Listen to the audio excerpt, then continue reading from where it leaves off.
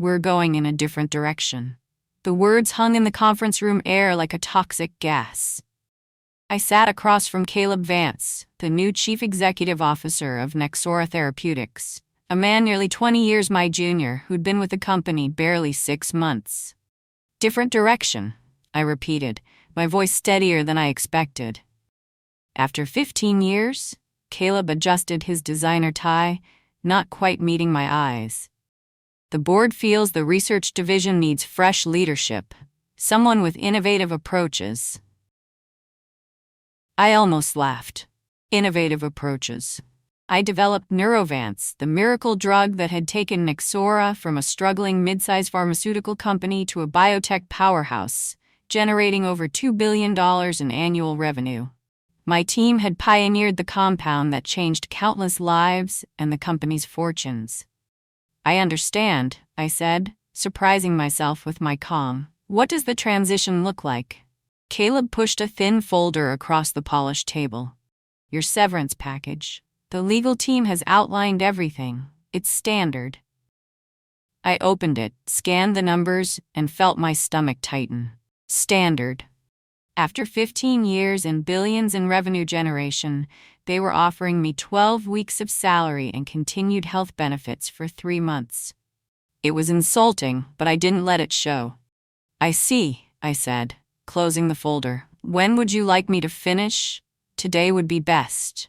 He had the decency to look slightly uncomfortable. "Human resources can help you pack your office, for security reasons." Security reasons? As if I might suddenly become vindictive and dangerous after 15 years of loyal service. But I simply nodded and stood up. "That won't be necessary. I can clear my desk myself." "Claudia," he said as I reached the door, "this isn't personal, just business." I turned back and smiled. "Of course. Business." "My name is Claudia Benson. I'm 51 years old, and until today, I was the Senior Director of Pharmaceutical Research at Nexora Therapeutics in Stamford, Connecticut. I dedicated my life to this company, turned down offers from competitors, worked weekends and holidays, missed family events, all because I believed in what we were doing." As I walked back to my office, colleagues watched me with concerned expressions. News traveled fast. I kept my head high, my face neutral, even as my mind raced.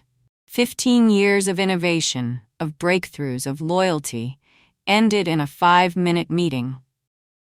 What Caleb Vance didn't know, what the board hadn't bothered to check, was that I had prepared for this possibility months ago. Because when you've been in the pharmaceutical industry as long as I have, you learn to anticipate side effects. It wasn't always like this at Nexora. When I joined the company in 2008, we were a scrappy team of scientists and researchers passionate about neurological treatments. Howard Jameson, the founder and original CEO, created a culture where science came first and business second. "Solve the problems and the profits will follow," he used to say. And he was right.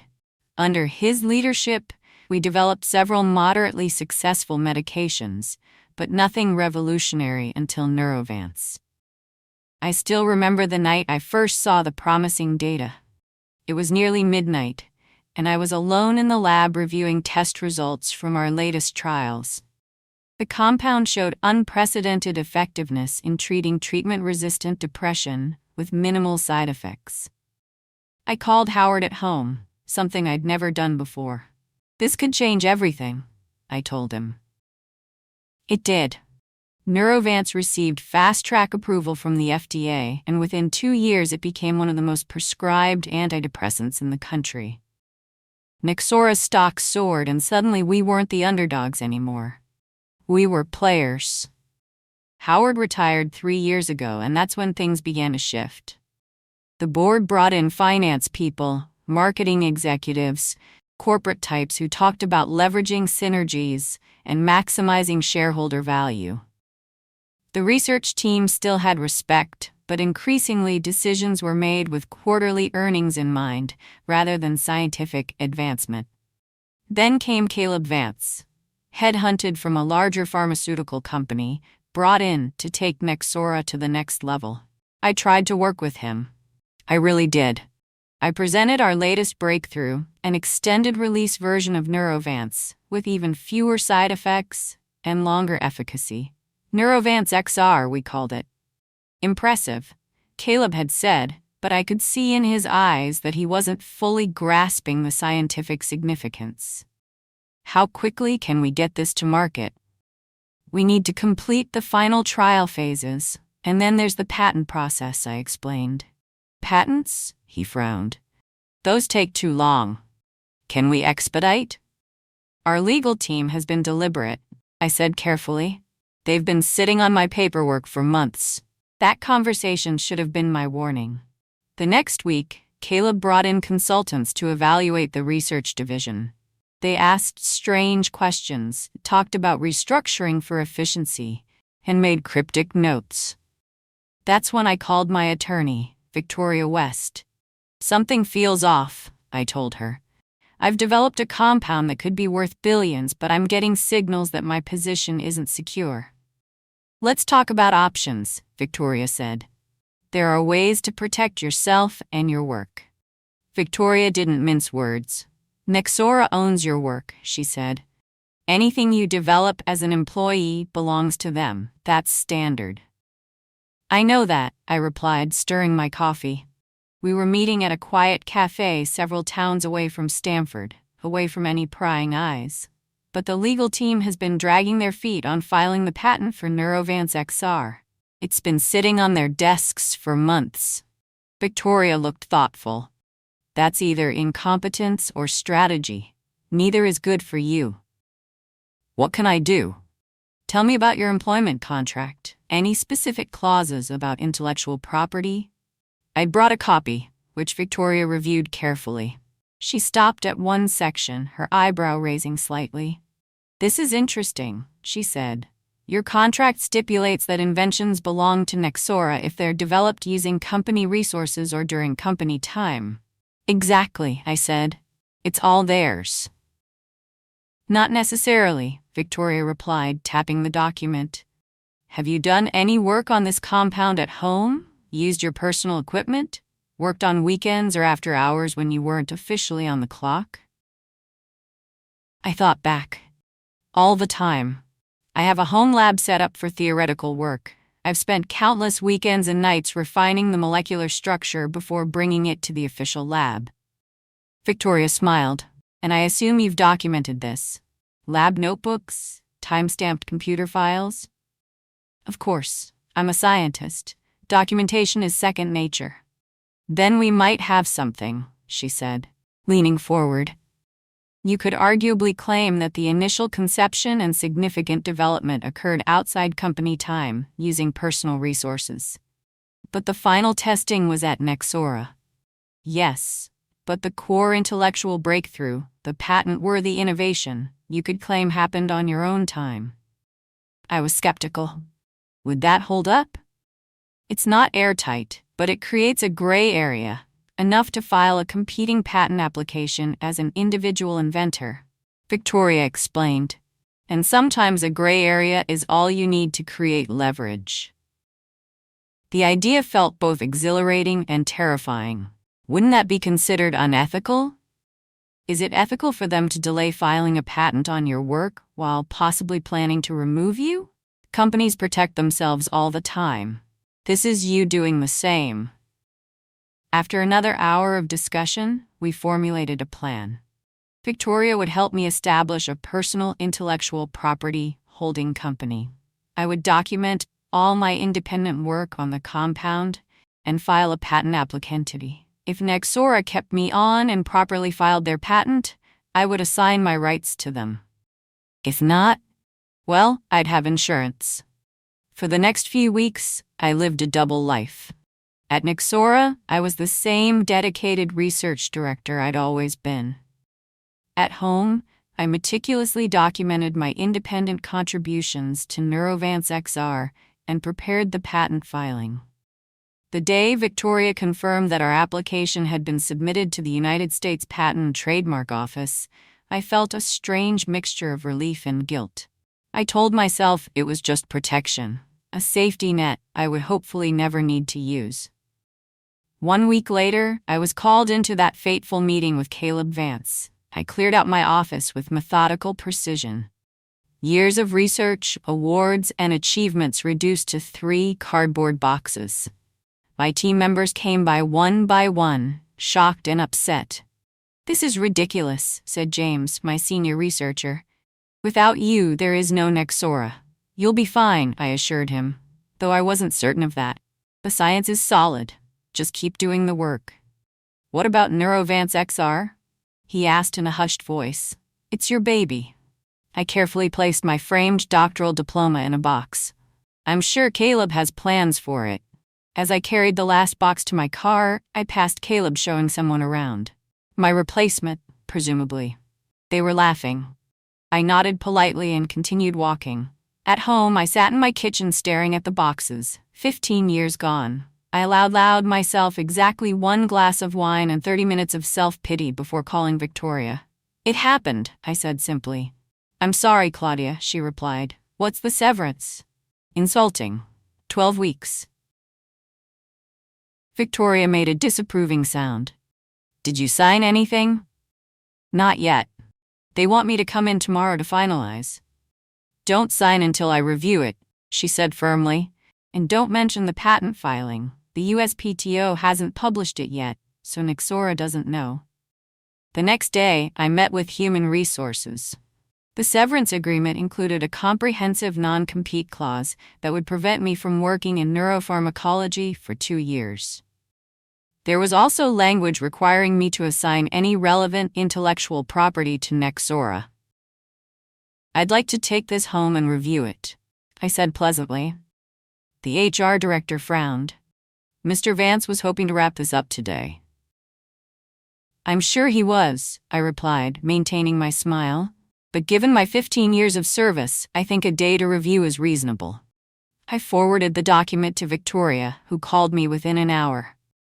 "This is even worse than I thought," she said. "They're trying to claim rights to anything you might develop in the future that's even tangentially related to your work at Nexora. Can they do that?" "They can try, but we have options. Our patent filing gives us leverage." 3 days later, I returned to Nexora with a counteroffer prepared by Victoria. The HR director took it with visible surprise. "I'll have to show this to Mr. Vance," she said. "Of course," I replied. "I'm happy to wait." 20 minutes later, I was ushered into Caleb's office. He wasn't smiling now. "This is highly irregular," he said, waving my counteroffer. "You're asking for significantly more severance and retention of certain intellectual property rights." "I believe it's fair compensation for my contributions," I said calmly. Caleb leaned forward. "You developed Neurovance while employed here. Any derivatives or improvements belong to Nexora." "That's a complex legal question," I replied. "My contract has specific language about work done during company time, using company resources." His eyes narrowed. "What are you implying?" "Nothing. Just that I've kept meticulous records of my work, when and where it was performed." Caleb's jaw tightened.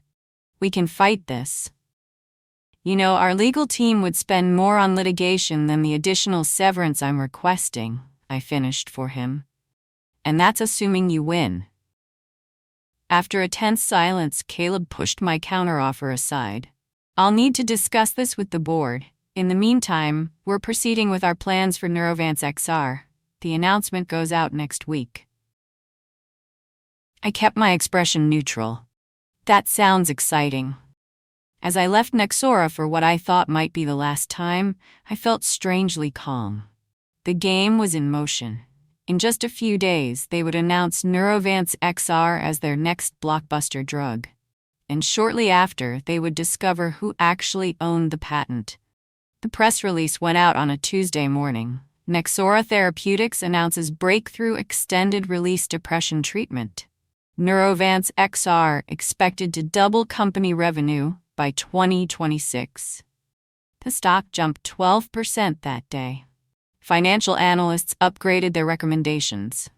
Business news shows featured glowing reports about Nexora's innovation pipeline and Caleb's visionary leadership. No one mentioned that the scientist behind the breakthrough had been let go. I watched it all from my home office, feeling oddly detached. Victoria called around noon. "Have you seen the announcement?" she asked. "Yes," I replied, very enthusiastic. "They're claiming they own the IP," Victoria said, "and the USPTO will be publishing patent applications on Thursday." "Including mine?" "Yes, and since yours was filed first, it will be clear who has priority." "What happens then?" I asked, though we'd been over this scenario multiple times. "One of two things," Victoria explained patiently. "Either they realize the situation and approach us to negotiate, or they try to fight it and claim you stole company IP." "Which do you think it will be with someone like Caleb Vance?" "He'll fight. His ego won't allow anything else." She was right. The day after the USPTO published the patent applications, revealing that Claudia Benson, not Nexora Therapeutics, had filed first for Neurovance XR, my phone exploded with calls. I ignored them all except Victoria's. "It's happening," she said. "Nexora's stock dropped 24% today. They've issued a statement claiming you misappropriated company intellectual property." "As expected," I replied. "There's more," Victoria continued. "I've received calls from 3 different pharmaceutical companies wanting to discuss licensing Neurovance XR from you. That I hadn't expected, so quickly already." "Who?" "Verdant Pharmaceuticals, Meridian Healthcare, and Terran Biotech. All major players, all offering terms that would make you very wealthy." I took a deep breath. Let's not rush into anything. What's happening with Nexora? "Their board has called an emergency meeting. Word is that Caleb is in the hot seat." I felt a twinge of satisfaction but pushed it aside. This wasn't about revenge. It was about fairness, about being valued properly for my work. Later that afternoon, I received a different kind of call from Howard Jameson, Nexora's founder and former CEO. "Claudia," he said, his voice warm despite the circumstances. "This is quite a situation." "Howard," I replied, genuinely pleased to hear from him. "I'm sorry it's come to this." "Are you?" There was no accusation in his tone, just curiosity. I considered the question. "I'm sorry it was necessary. I gave everything to Nexora for 15 years. I just wanted my work to be respected and protected." Howard was quiet for a moment. "The board has asked me to reach out unofficially to see if there's a path forward." "There's always a path," I said, "but it won't look like what Caleb offered me." "Caleb may not be in the picture much longer," Howard said carefully. "His position is precarious." "I'm not surprised. What would it take, Claudia, to bring you and Neurovance XR back to Nexora?"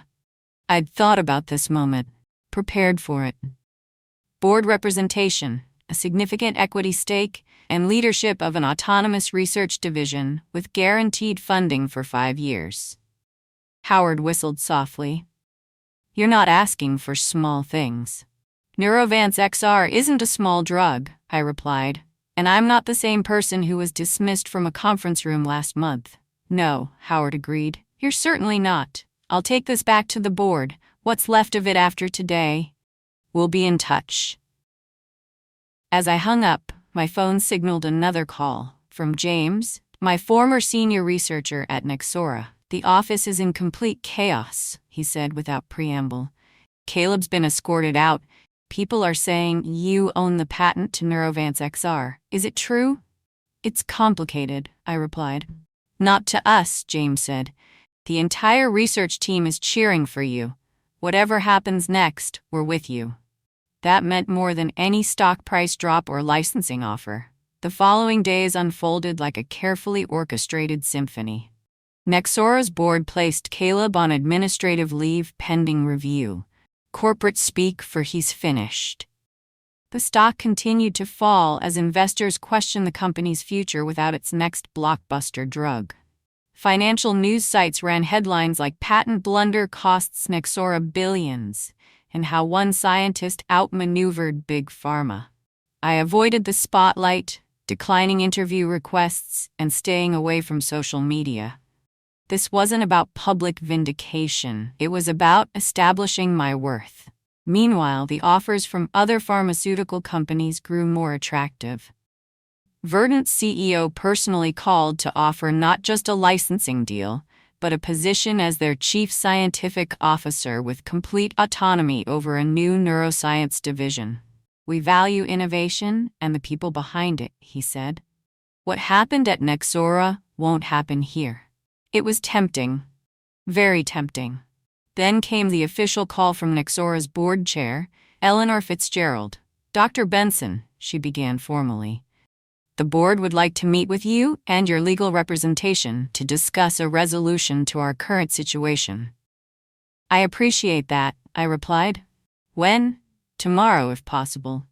This matter requires urgent attention." Victoria and I prepared carefully, anticipating every possible scenario. When we arrived at Nexora's headquarters the next morning, the atmosphere was noticeably different. Gone was the bravado, the dismissive attitude. Now there was deference, perhaps even a hint of fear. Eleanor led us into the boardroom where 8 people waited. The remaining board members and Howard Jameson, who had returned as interim CEO. "Dr. Benson," Eleanor began, "we find ourselves in an unprecedented situation. The board believes there's been a significant error in judgment regarding your departure and the handling of the Neurovance XR patent." I nodded, but remained silent. "We would like to propose a resolution that recognizes your contributions and secures Neurovance XR's future with Nexora." Victoria and I listened as they outlined their offer: reinstatement as Executive Vice President of Research and Development, a seat on the board, equity compensation, and a substantial signing bonus. In return, I would transfer the patent rights to Nexora. When they finished, I glanced at Victoria, who gave a subtle nod. "Your offer shows you now understand my value," I said. "But it doesn't address the fundamental issues that led us here.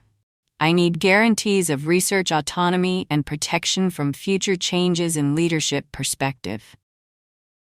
What followed was 3 hours of intense negotiation. By the end, we had crafted an agreement that satisfied all parties. I would return to Nexora with expanded authority, a significant equity stake, and ironclad protections for my research team. The patent for Neurovance XR would be transferred to Nexora, but with favorable royalty terms for me personally. As we prepared to leave, Howard pulled me aside. "You outplayed us all, Claudia," he said with a mixture of admiration and regret. "I'm sorry it came to this." "I'm not," I replied honestly. "Sometimes we need to be reminded of our worth." I returned to Nexora the following Monday. As I walked through the research division, my team greeted me with genuine smiles and visible relief. James had organized a small welcome-back gathering in the main lab. "We knew you'd find a way back," he said, handing me a coffee mug with the Queen Returns printed on it. I laughed. Not a queen, just a scientist who learned to value herself. And taught a few corporate types a valuable lesson in the process. James added. As I settled back into my office, a much larger one now, with a view of the Long Island Sound, I reflected on the journey. I hadn't sought revenge, but I had found justice, and in the process, transformed not just my career, but potentially how researchers like me would be treated throughout the industry. Sometimes the most powerful response to disrespect isn't anger or vengeance. It's simply claiming your true value and letting the consequences unfold naturally. 1 year later, Nexora Therapeutics held a launch party for Neurovance XR, which had received FDA approval in record time. The grand ballroom of the Stamford Plaza Hotel was filled with executives, scientists, investors, and medical professionals, all celebrating what analysts were already calling the pharmaceutical success story of the decade. I stood on the small stage, having just delivered remarks about the scientific journey behind the drug. The applause was genuine and sustained.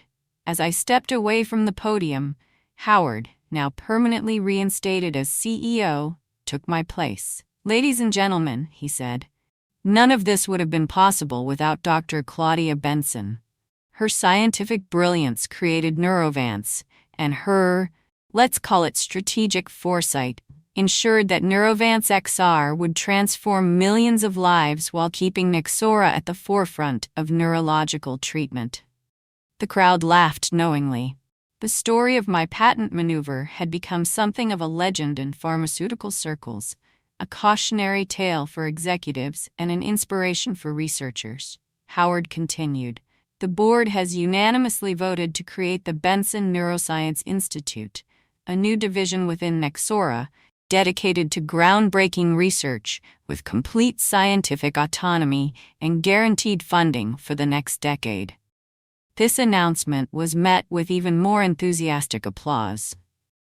I hadn't known about this. It went beyond our negotiated agreement. As Howard beckoned me back to the stage, I felt a surge of emotion I hadn't expected. "The Institute will be housed in a new research facility," Howard said, "located right here in Stamford. And of course, Claudia will serve as its director, with full board support." As we raised our glasses in a toast, I caught sight of a familiar face near the back of the room. Caleb Vance, now working for a much smaller pharmaceutical company in a reduced role, watched the proceedings with a tight expression. Our eyes met briefly before he looked away. I felt no satisfaction in his downfall, only appreciation for the journey that had brought me here. Sometimes the best revenge isn't about destroying others, but about building something better from the ashes of what was lost. The Benson Neuroscience Institute became operational 6 months later. The building itself was a marvel of modern architecture. All glass and light, designed to foster collaboration and creativity. My team had expanded from 12 researchers to 40, with the brightest minds in neuropharmacology eager to join what industry publications were calling the most innovative research environment in biotech. On opening day, Eleanor Fitzgerald joined me for a tour of the facilities. "You've created something remarkable here, Claudia," she said as we walked through the main laboratory. "Something that will outlast all of us." "We created it," I corrected her. "It took losing everything to make this possible." Eleanor nodded thoughtfully. "The board has learned its lesson. Value isn't just in quarterly reports and stock prices. It's in the people who do the actual work. I hope that lesson sticks," I said. "It will," Eleanor smiled, "especially since you now own enough Nexora stock to make sure of it." That was true. My equity stake, negotiated during my return, had grown substantially as Neurovance XR exceeded even the most optimistic projections. I was now one of the largest individual shareholders, with influence that extended far beyond my scientific role. The pharmaceutical industry had taken notice. In the past year, several major companies had revised their policies regarding researcher recognition and compensation. 2 had even appointed scientists to their boards. The message was clear. Talent needed to be respected, not just employed. As for Caleb Vance, I heard he'd left the industry entirely. According to James, who maintained an extensive network of industry contacts, Caleb had tried to position himself as the victim of circumstances at Nexora, but his reputation never recovered. Going in a different direction had indeed been the right move, just not in the way he had intended. The direction was mine to determine now, guided by science and innovation rather than ego and short-term thinking. The future held possibilities I couldn't have imagined during those dark days after my dismissal. The irony wasn't lost on me, that losing my position had ultimately led to gaining more control than I ever thought possible. The patent that had seemed like a desperate insurance policy became the cornerstone of a transformed career and company. Looking back on my journey from dismissed researcher to institute director and board member, I realized that the most effective revenge isn't found in destruction, but in building something so undeniably valuable that those who discarded you must acknowledge their mistake.